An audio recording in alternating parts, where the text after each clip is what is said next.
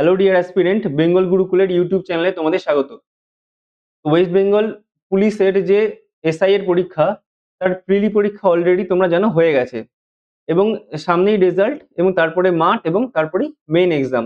তো যারা যারা এই পরীক্ষা দিয়েছো এবং মেইন এক্সামের জন্য প্রিপেয়ার হচ্ছ, তো তোমাদের জন্য এই প্রিভিয়াস ইয়ারের একটি সলভ সিরিজ তোমাদের জন্য আনা হয়েছে এবং শুধু সলভ করা হবে না, সেখানে তোমাদের প্রপার অ্যানালিসিস করা হবে যে কোন পেপার থেকে কতটা কিভাবে সব থেকে বেশি মার্কস তোলা যায় এবং কোন পেপারগুলো কিভাবে তোমাদেরকে লিখতে হবে পরীক্ষার খাতায়। তো এই সিরিজটা তোমরা সম্পূর্ণ এখানে পরপর ক্লাসগুলো পেয়ে যাবে। তার জন্য তোমরা বেঙ্গল গুরুকুলের ইউটিউব চ্যানেলটাকে সাবস্ক্রাইব করে নাও। এছাড়াও বেঙ্গল গুরুকুলের যে টেলিগ্রাম চ্যানেল, সেটাও তোমরা জয়েন হয়ে যাও। সেখানে এই ক্লাসগুলোর প্রপার পিডিএফ গুলো তোমরা সেখানে পেয়ে যাবে। এছাড়াও অন্যান্য যত সরকারি চাকরির পরীক্ষা আছে তার রিলেটেড অনেক পিডিএফ, অনেক নোটস, অনেক ইনফরমেশন সেখানে তোমরা ডাইরেক্টলি পেয়ে যাবে।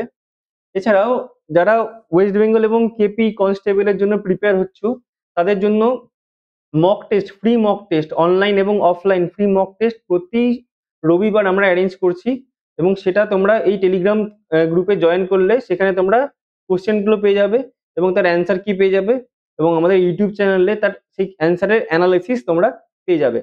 তো চলো আমরা ক্লাসটাকে শুরু করি। আমরা আজকে কি ক্লাস করাবো? আজকে আমরা করবো রিজনিং ক্লাস। তো এই রিজনিং, এই ডেসক্রিপটিভ রিজনিং, এটা হচ্ছে সব থেকে বড় চ্যালেঞ্জ। আমরা কিন্তু অন্যান্য যে বিষয়গুলো যেমন ডেসক্রিপটিভ বাংলা, ইংলিশ অলরেডি করেছি, ডেসক্রিপটিভ ম্যাথও অনেক অলরেডি করেছি, যেমন 10 অব্দি আমরা এই ডেসক্রিপটিভ ম্যাথও করি। তো এটার একটা নর্মাল আইডিয়া আমাদের থাকে। কিন্তু রিজনিং রিজনিং কিন্তু আমরা সবসময় শর্টকাট মেথড, অবজেক্টিভ, এমসিকিউ এভাবে করে এসেছি। রিজনিংটা ডেসক্রিপটিভ কিভাবে করব বা কতটা লিখতে হবে, সেটা কিন্তু আমাদের কাছে একটা প্রপার চ্যালেঞ্জ। এবং সেক্ষেত্রে যদি তুমি প্রপার ভাবে, সঠিকভাবে তুমি লিখে না আসতে পারো, তাহলে কিন্তু তোমাদের পরীক্ষার তুমি দিয়ে আসবে কিন্তু রেজাল্টে তুমি কিন্তু নাম্বার অতটা এক্সপেক্টেডলি পাবে না।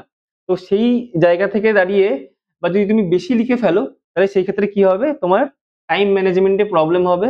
তো আমরা দেখবো যে কম ভাষায় কম লিখে কত সুন্দরভাবে সেটাকে রিপ্রেজেন্ট করা যায়। আমাদের পুরো ক্লাসটা তোমরা দেখো, তাহলে তোমরা সেই জিনিসটা ইজিলি বুঝতে পারবে। আজকে আমাদের WBSI এর যে প্রিভিয়াস ইয়ার কোশ্চেন 2022, সেই 2022 এর পেপারটা আমরা সলভ করব। তো প্রথম দেখো এই কোশ্চেনটা রয়েছে, এখানে দেওয়া আছে যে সিটিং অ্যারেঞ্জমেন্টের একটা কোশ্চেন তোমরা দেখতে পাচ্ছ। তো এটা নর্মালি যদি নর্মাল পরীক্ষাগুলোতে আসতো, তাহলে তোমরা অনেক ইজিলি, অবজেক্টিভ যে পরীক্ষাগুলো অনেক ইজিলি, এমন কোনো কঠিন কোশ্চেন এটা নয়, ইজিলি এটা করে আসতে পারতে। কিন্তু এখানের মেন চ্যালেঞ্জ হচ্ছে এটাকে আমরা কিভাবে লিখবো, কত কম জায়গায় লিখবো যাতে সেটাকে সুন্দরভাবে রিপ্রেজেন্ট করতে পারি। তো এই পরীক্ষাটার দেখো ডিমান্ড কি করে, এই পরীক্ষার ডিমান্ড করে সেটা তোমাকে বুঝতে হবে। এই পরীক্ষার ডিমান্ড করে কি, যে তুমি যে রিজনিংটা করছো, যে অ্যান্সারটা বার করছো, সেটা তোমাকে এক্সামিনারকেও বোঝাতে হবে যে তুমি কিভাবে, কোন যুক্তিতে এই উত্তরটায় উপনীত হলে বা এই অ্যান্সারটা তুমি করলে, তার রিজনটাও তোমাকে বা যুক্তিটাও তোমাকে সুন্দরভাবে সাজিয়ে গুছিয়ে লিখে আসতে হবে এবং এমন ভাবে লিখবে যাতে বেশি সময়ও না লাগে, খুব কম কথায় আমরা পুরো ব্যাপারটাকে শেষ করতে পারি। তো এই রিজনিং এর এই যে সিটিং অ্যারেঞ্জমেন্ট, এই সিটিং অ্যারেঞ্জমেন্ট যখন আমরা লিখবো, তখন একটা জিনিস আমরা এই ট্রিক্স এন্ড এইগুলোকে আমরা কাজে লাগাবো। কিছু ট্রিক্স আছে সেগুলো কাজে লাগাবো। দেখো সিটিং অ্যারেঞ্জমেন্টের ক্ষেত্রেই যে স্থানগুলো যতজন দেওয়া আছে, ধরো এখানে দেওয়া আছে ABCDEF, ABCDEF একটি বৃত্তাকার সারিতে বসে আছে। তাহলে এখানে 6 জন আছে। এই 6 জনকে না, এই 6 জনকে আমরা প্রথমেই কি করব, নাম্বারিং করে নেব। যে স্থানগুলো আছে এই স্থানগুলোকে আমরা নাম্বারিং করে নেব। তাহলে আমাদের কি হবে, এই নাম্বারিং গুলো করা থাকলে পরে যখন আমি এটাকে এক্সপ্লেন করব, আমার যুক্তিটাকে এক্সপ্লেন করব, তখন আমাদের এই স্থানগুলোকে চিহ্নিত করতে বা পয়েন্ট আউট করতে আমাদের বা লিখতে আমাদের অনেক বেশি সুবিধা হবে। তো এগুলোকে আমরা কি করব, 1, 2, 3, 4, 5 এবং 6, যেহেতু 6টা আছে তাই 6টা নাম্বারিং করে এগুলোকে আমরা ডিনোট করে রাখবো। এক্ষেত্রে পরে দেখবে তোমাদের অনেক বেশি লেখার সময় অনেক বেশি সুবিধা হবে। তো চলো এই কোশ্চেনটা আমরা সলভ করি, দেখি কিভাবে আমরা এটাকে সলভ করতে পারবো। দেখো এই ক্ষেত্রে ABCDEF একটি বৃত্তাকার সারিতে ভেতরের দিকে মুখ করে বসে আছে। তাহলে এখানে কিন্তু ইম্পর্টেন্ট হচ্ছে এই লাইনটা, ভেতরের দিকে মুখ করে। এটা কিন্তু খুবই ইম্পর্টেন্ট। যদি সে বাইরের দিকে মুখ করতো, তাহলে কিন্তু তার ডাইরেকশনটা কি হতো, চেঞ্জ হয়ে যেত, তাহলে তার ডান দিক বাঁ দিক কিন্তু চেঞ্জ হয়ে যেত। ভেতরের দিকে মুখ করলে ডান দিক একদিকে হবে, আর বাইরের দিকে মুখ করলে ডান দিকটা তার উল্টো দিকে হয়ে যাবে ঠিক। তো যখন আমরা অবজেক্টিভ করি তখন এটা আমরা নিজেরা বুঝে নিই তাহলেই হয়ে যায়। কিন্তু এই ক্ষেত্রে আমাদেরকে এটা আমাদের অ্যান্সার শিটে প্রতিফলিত করতে হবে যে আমরা এটা জানছি বা দেখছি, এই যুক্তিটা আমরা বুঝতে পেরেছি, সেটা তোমাকে এক্সামিনারকেও বোঝাতে হবে। তো চলো আগে এগোই। এবার দেখো এখানে ৩ টে শর্ত দেওয়া আছে। প্রথম শর্ত, বি ডি এর একদম পাশে বসে আছেন। আর দ্বিতীয় শর্ত হচ্ছে সি এর একদম পাশে বসে আছেন কিন্তু ডি এর একদম পাশে বসে নেই। তো এই দুটো যে শর্ত, এই দুটো যে অপশন দেওয়া আছে, এই দুটো থেকে দেখো আমরা কিন্তু কোনো কারোর ডেফিনিট পজিশন হিসাবে কিন্তু বুঝতে পারছি না। মানে পাশে বসে আছে, পাশে ডান দিকেও বসতে পারে, পাশে বাঁ দিকেও বসতে পারে। তো বি ডি এর কোন দিকে বসে আছে সেটা কিন্তু আমরা এক্সাক্ট বুঝতে পারছি না। তো এই দুটো অপশনকে আমরা এখন স্কিপ করে থার্ড অপশনটা আমরা আগে দেখবো। দেখো থার্ড অপশনে কি আছে, বি এ বি এর ঠিক বাঁদিকে বসে আছেন। তাহলে আমরা বুঝতে পারছি, তাহলে এখানে ডেফিনিট দেওয়া আছে যে এ বি এর বাঁদিকেই বসবে। তো এক্ষেত্রে দেখো লেখাটা কেমন করব আমরা, এ কে আমরা বি কে কি রাখবো, বি কে ১ নম্বর স্থানে ধরো বসিয়ে দিলাম। তাহলে আমরা এ তাহলে অবভিয়াসলি কি হবে, তার বাঁদিকে মানে ৬ নম্বর স্থানে বসবে। এবার এটা আমরা বুঝতে পারছি, কিন্তু লেখাটা কিভাবে লিখবো সেটা আমরা দেখো দেখে নিই লেখাটা কিভাবে লিখবো। তো এখানে প্রথমেই লিখতে হবে যে প্রশ্নে দেখো একটু একটু লিখে করতে হবে এটাকে, আর কিছুই না।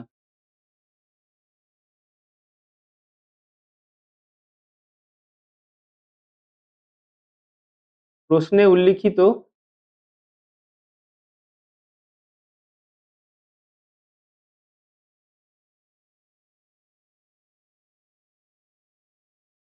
বৃত্তাকার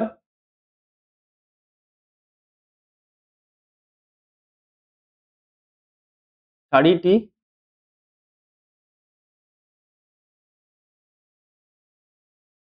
পাশের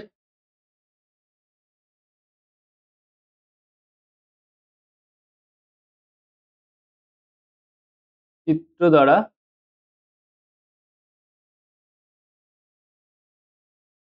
প্রকাশ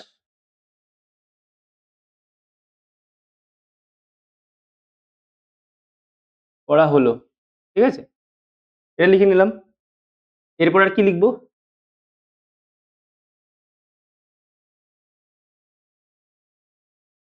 চিত্রের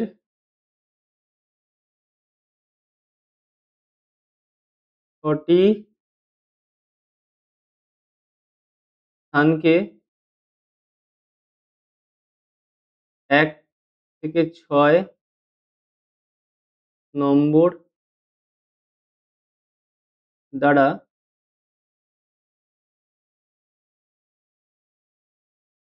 চিহ্নিত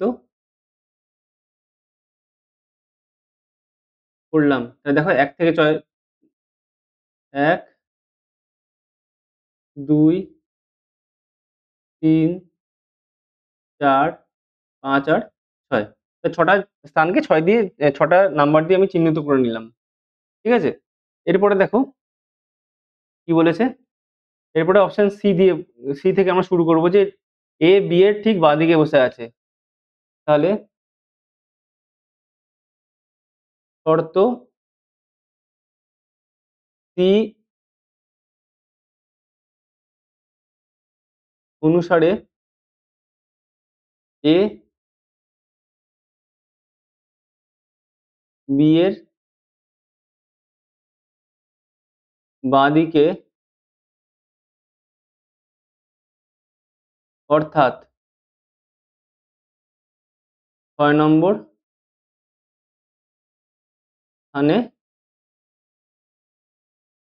বসবে। তা দেখো সুন্দর করে দেখো, যেহেতু নাম্বারিংটা করেছিলাম তাই জন্য আমরা, আচ্ছা এখানে একটা লাইন লিখে নিতে হবে। একটা লাইন ওই যে বি এর পজিশনটা আগে থেকে তোমাকে উল্লেখ করে নিতে হবে। যে ধরি বি ১ নম্বর স্থানে বসবে। বি ১ নম্বর স্থানটাকে বসিয়ে দিলাম। আর এ হয়ে গেল ৬ নম্বর স্থানে। ঠিক আছে? এরপরে দেখো কি বলেছে, এবার ১ নম্বর শর্তে চলে যাও। কি বলেছে? বি ডি এর একদম পাশে বসে আছেন। তাহলে বি ডি এর একদম পাশে বসে আছেন। শর্ত এ অনুসারে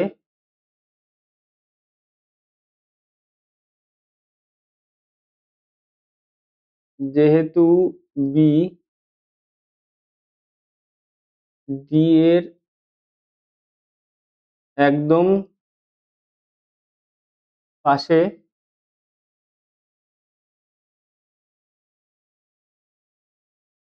বসেছেন এবং দেখো বি ডি এর পাশে বসেছে, কিন্তু বি এর একটা পাশে, তখন বাঁদিকে তো এ অলরেডি বসেই আছে। তাহলে পাশে বসতে গেলে তো শুধুমাত্র এই ২ নম্বর জায়গাটাই ফাঁকা আছে। তো সেটাই আমরা লিখবো যে এবং বি এর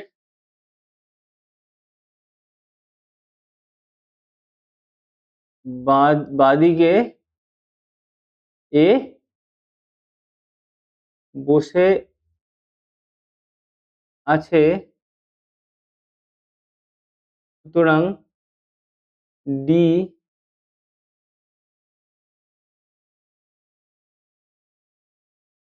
অবশ্যই কি হবে? বি এর কোন দিকে বসবে? ডান দিকে। এখানে একবারে লিখে দেবো আমরা, অর্থাৎ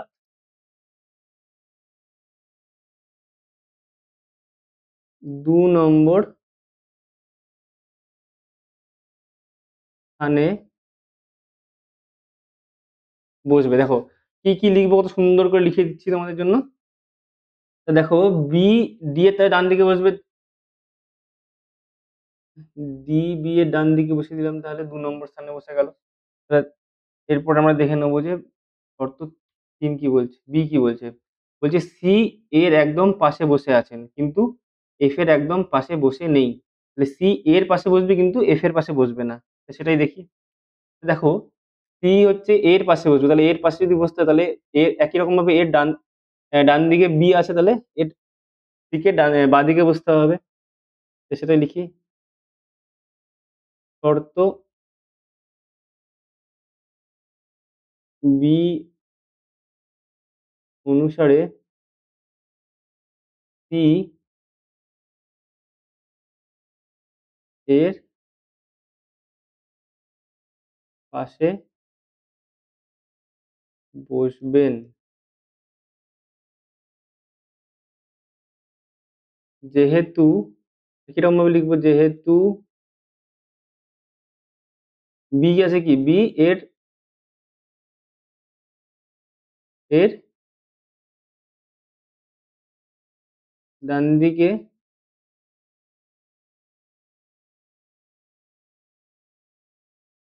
বসে আছেন, ঠিক আছে? সুতরাং সি কি হবে? এর বাঁদিকে বসবে। তাহলে সি, তাহলে এর কি হবে? বাঁদিকে বসবে। তাহলে আচ্ছা, বাঁদিকে বসবে অর্থাৎ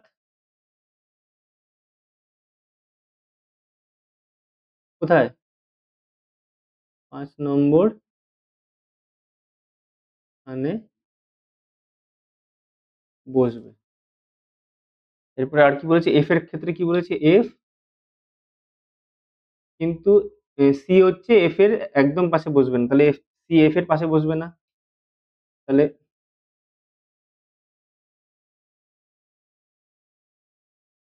আবার যেহেতু সি এফ এর পাশে উম বসবে না, সুতরাং এফ কোথায় বসতে পারবে না? ৪ নম্বরে তাহলে পাশে বসতে পারবে না। এফ ৪ নম্বর স্থানে বসবে না,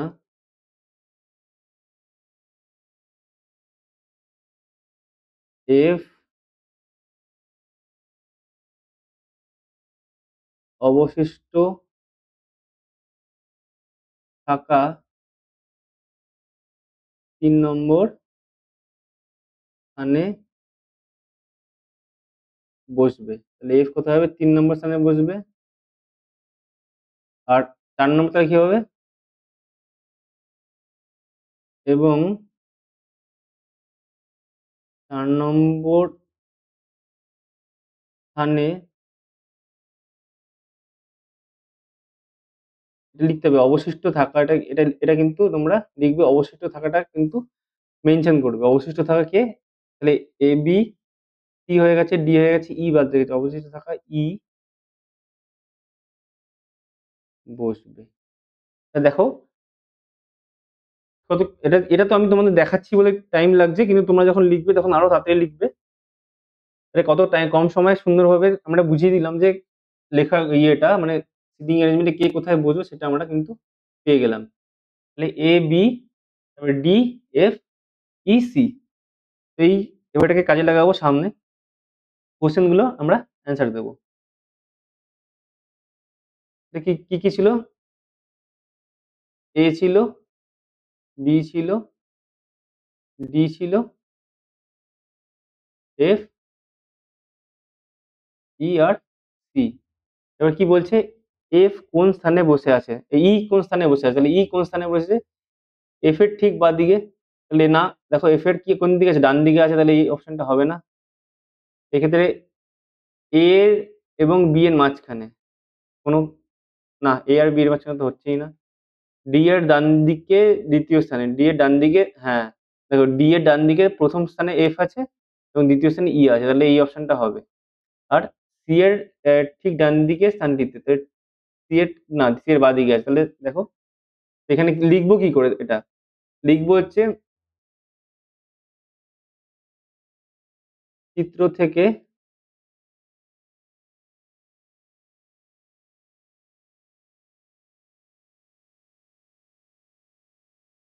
আমরা দেখতে পারছি যে ডি এর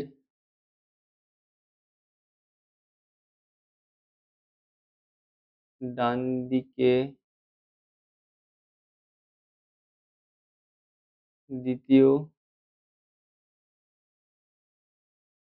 স্থানটিতে ই বসেছে। ঠিক আছে, উত্তর দিবে, উত্তর লিখে এরকম ভাবে লিখবে। ঠিক আছে, উত্তর দিয়ে লিখবে চিত্র থেকে আমরা দেখতে পাচ্ছি যে ডি এর ঠিক ডান দিকে দ্বিতীয় স্থানটিতে ই বসেছে। পরের কোশ্চেন চলে যাচ্ছি। এর পরের কোশ্চেন করে নি, এ এখানে ছিল, বি এখানে ছিল, ডি এফ ই সি। কি বলেছে? নিচের কোনটি সঠিক? কি বলছে? এ ই এর বাঁদিকে দ্বিতীয় স্থানটিতে আছে। তাহলে এ ই এর বাঁদিকে তো নেই, ডান দিকে রয়েছে, তাহলে এটা কাটা। বি সি এর ডান দিকে, তাহলে বি কি সি এর, হ্যাঁ বি সি এর ডান দিকে আছে দ্বিতীয় স্থান, হ্যাঁ একদমই ঠিক। দেখো বি সি এর ডান দিকে দ্বিতীয় স্থানটিতে আছে, তাহলে এটাই রাইট হয়ে যাবে। অন্যগুলো একটু দেখে নিই। সি এফ এর বাঁদিকে আছে, সি কি এফ এর বাঁদিকে আছে? না, সি এফ এর ডান দিকে, দেখো সি এফ এর ডান দিকে আছে।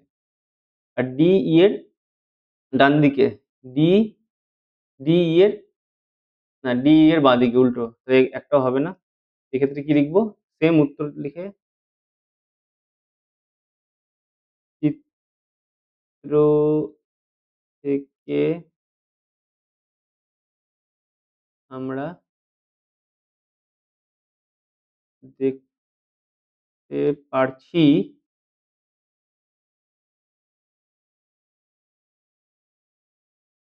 বি, মানে বি সি এর ডান দিকে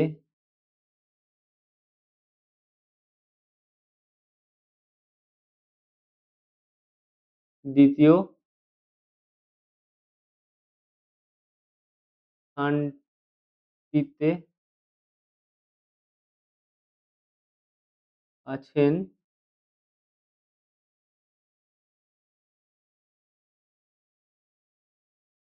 বিবৃতিটি সঠিক। ঠিক আছে?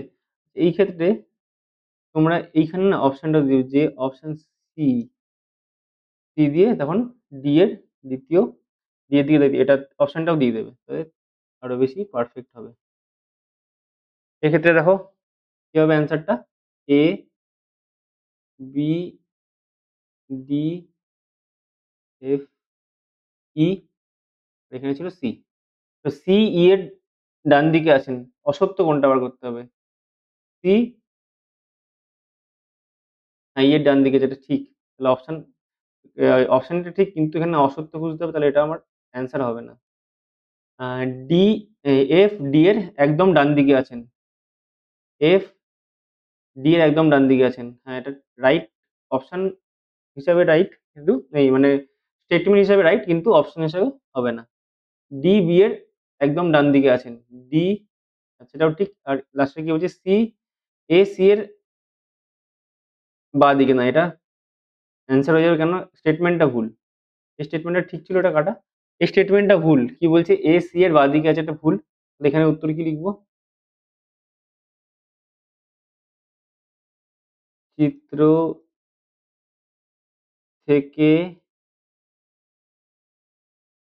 আমরা দেখতে পারছি এ, সি এর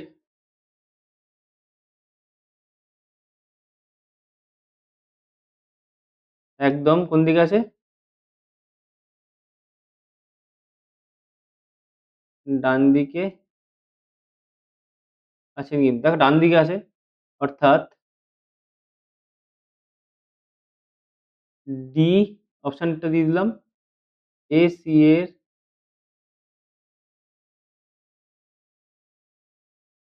একদম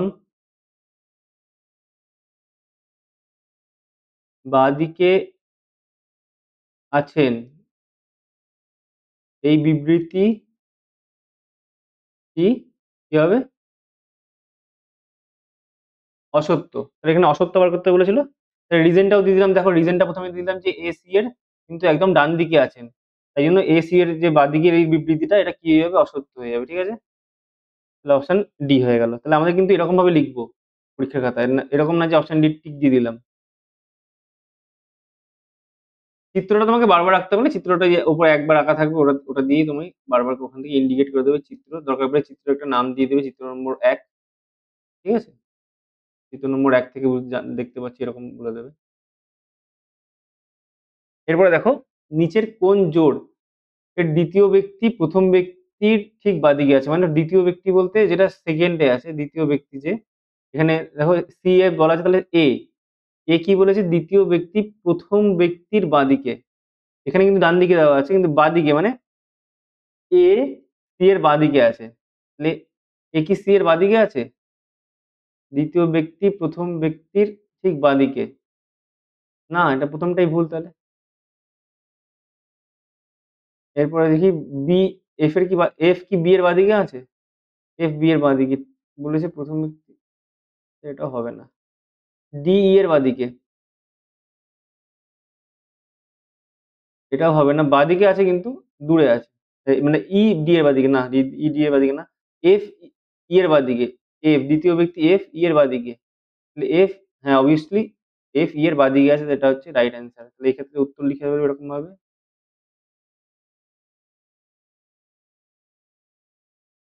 চিত্র থেকে আমরা দেখতে পারছি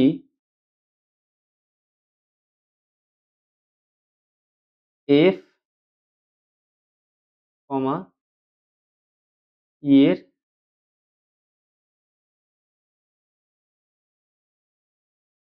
বাঁদিকে রয়েছে, অর্থাৎ অপশনটা ডি ই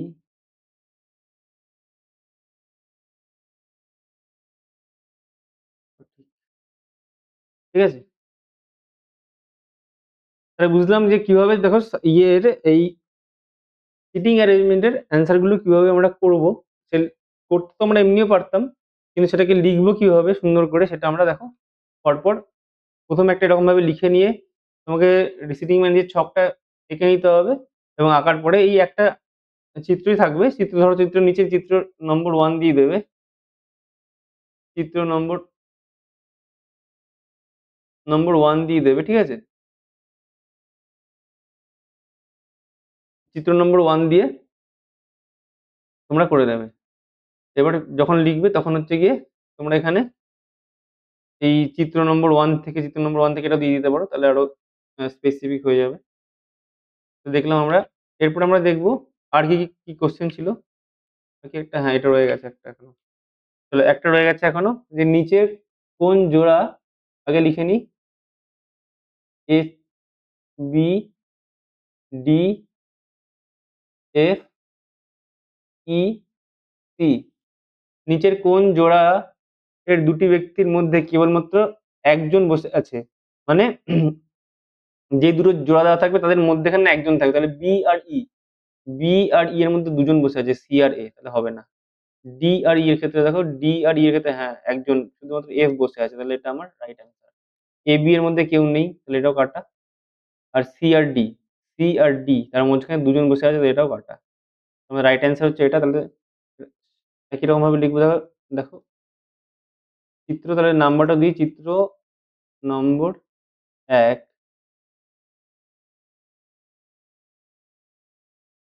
থেকে আমরা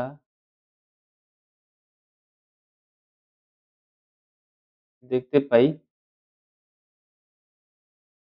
ডি এবং ই এর মাঝে